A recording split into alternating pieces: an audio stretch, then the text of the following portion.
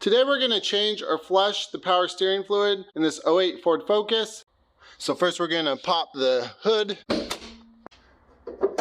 Now this process should be the same for any 2006 to 2011 Focus. I know that the 2006 and 7 model years look different, but the power steering pump was the same. Now if you're looking at the engine bay right over here on the passenger side, this is your power steering pump reservoir. See the little steering wheel on it? And then if we look right over here on the side, there's a min-max line there. And that's where you want your fluid level to be at. So now we're gonna open this up and take a look inside. Now normal power steering fluid should be almost like a cherry red color. Not like that, guys. I'm embarrassed by this. That is dark as sin. If you want to test the actual color, go ahead and dip a little paper towel in there and look at the color on the rag.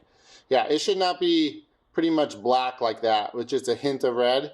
You want it to be a much more translucent, clean red. Yeah, that is way too dark, guys. Ford doesn't really have a mileage that they say to change this fluid at, but basically you just want it to stay clean, right? You don't want to let it get this bad. That looks like a chocolate milkshake. So there's two ways to do this, guys, the easy way and the more complete way. Today I'll show you how to do it the easy way, and I'll tell you how to do it the more complete way.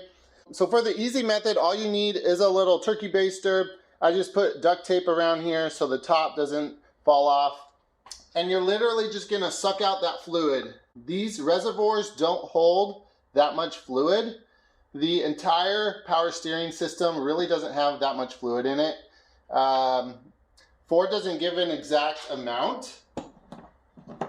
They just say to fill it in between the min-max line. Now when you're checking for actual proper levels, you want to warm the car up to full operating temperature, then turn the steering wheel lock to lock back and forth a few times, and then you turn off the car. Obviously make sure you're on level ground, and then that's when you'll get the most accurate reading. So the reason today why I'm even doing this, other than the fact that I should have done it a really long time ago, obviously, is my pump started to make some noise. Once you know what the sound of a bad power steering pump or a pump that has air in it sounds like, you'll know it, because really no other sound that cars make that same sound. It's really evident at slower speeds, like when you're turning into a driveway, but it makes kind of like a grinding, whirring sound. And all that means is there's air in your system somewhere. So there's cavitation in the pump. Typically, most steering systems will bleed themselves as you drive. As you turn the steering wheel, right to left, it'll slowly bleed the system, unless of course you have a leak or something wrong. So what I thought that I was gonna come in here and check the reservoir and see that there was low fluid in there. That was not the case, but I'm starting to get that noise from my pump. So I have a theory on what I think is going on, which I'll share with you shortly. Okay, so now we're gonna put new clean fluid in there.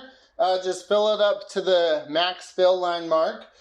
So this is the type of fluid you wanna use. It's Mercon 5 or Mercon V automatic transmission fluid. The same fluid that you actually use in the transmission. You wanna make sure that you use this fluid and not just some other random generic power steering fluid or any other type of fluid. If you use the wrong fluid, you actually can damage your pump, and in a few weeks you'll lose all power steering. So make sure that you use Mercon 5. So I'm gonna use this light here just to make sure I don't overfill. And again, so why I'm doing this, guys, I thought, that's about it, that's enough. In fact, I put a little too much in there. I might have to suck a little bit out. I thought that I would find a low fluid level when I checked the reservoir, and when I didn't, I was like, okay, so I must have a small leak somewhere in the system, because obviously air is getting in the system somewhere. Well, what I think is actually happening, I may have a small leak somewhere, that is possible, but what I think is probably happening is these reservoirs actually have a filter in them. It's like a very fine screen mesh that as the fluid goes down to the pump, it filters that out, and those screens can get clogged, especially if your fluid is as dirty as mine was. And so I think my fluid is just having a hard time circulating through the system. So the reason why I chose this method today rather than the second method that I will tell you about here is because if I'm right and that screen in there is clogged, when I check this in a few days, this fluid in the reservoir should still be pretty red and clean, because that means it's not really mixing very well with the other fluid that was obviously very dark that's still in the rest of the system. So that's my theory, and we're gonna see if I'm right here in the future. But basically, guys, that's part one here of the easy method. Let me dip this paper towel in here to show you what the color of new fluid should look like. So see how that's a nice red color versus the brown that I had earlier? So now you'll just drive around normally, you know, go about your day, maybe even for several days if you want. And then you'll come back and do this a second time. And I would recommend maybe doing it 3 times. Each time the new fluid will mix with the old fluid, and you'll be getting more and more clean or pure fluid by the time that you're done. That's all that it really takes, maybe 5 minutes each time, right? Do it maybe 3 times over the course of a week, and then you should be good to go for quite a while after that. And then just come back and check it every now and then, maybe every like 30,000 miles, see if it's still fairly red, got the proper level. Now the second method, which is more of a complete start to finish flush, I will show you now. Okay, so right down in here, that's where the reservoir goes into the actual pump. And right kind of like right in here, that's where that mesh filter's at. So the fluid just kind of drains through here and filters there prior to entering the pump. I will actually put a link down below. There's another video that a guy did. He actually cracked open one of these reservoirs and shows you what that screen looks like and how badly that they can get clogged. Now the second method is, so this is the power steering return line. You would want to disconnect this. So do the first step that I did, use a baster to drain as much fluid out of the reservoir first as you can. Then you'll disconnect this line. The rest of the fluid will kind of drain out through the bottom, so you might want to put like a splash pan down there. Cap off the nipple down here that this line mounts onto. And all you can use for that, you know, if you don't have a cap that fits it perfectly, get a piece of tubing like this or something, and then kink one side of it, you know, tie it with like a zip tie, kind of kink one end of it, you know, bend it over like that. And then that'll work well enough as a stop. This isn't a high pressure system, so you don't have to worry about it being super tight on there. You just don't want the fluid to drain out freely. So once that hose there is off, you will want to connect kind of clear like tubing like this.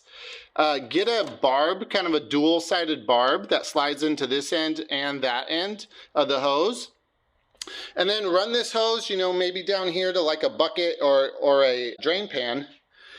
And then you'll simply pump the fluid through.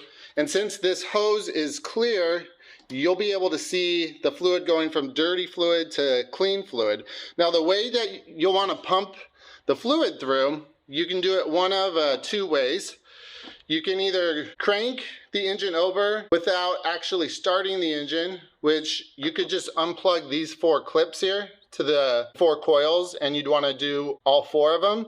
Or you can unplug the crank sensor, which is down there. You know, you'd have to crawl underneath the car. But then once you do that, you can try to start the car, but the car will, you know, turn over, go voo, voo, voo, but not actually start. But the pump will work, and it'll pump that fluid through this line down to your drain pan. Now, you don't want to crank long, just crank it for several seconds and then come back and check and add more fluid to this. And then just keep doing that, and it'll cycle the fluid through the system until you only have clear fluid coming through here. And then you know that you've cleaned out all your old fluid.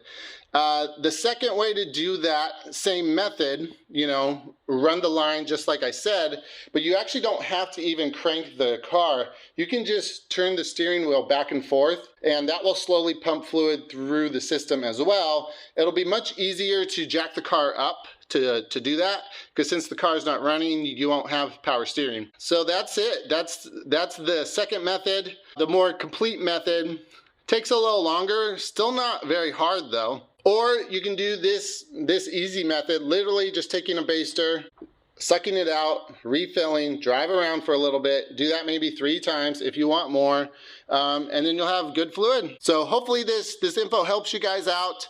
I may be doing another video on how to change out the reservoir or the pump in the future. We'll see what I find here shortly. Alrighty guys, see you later.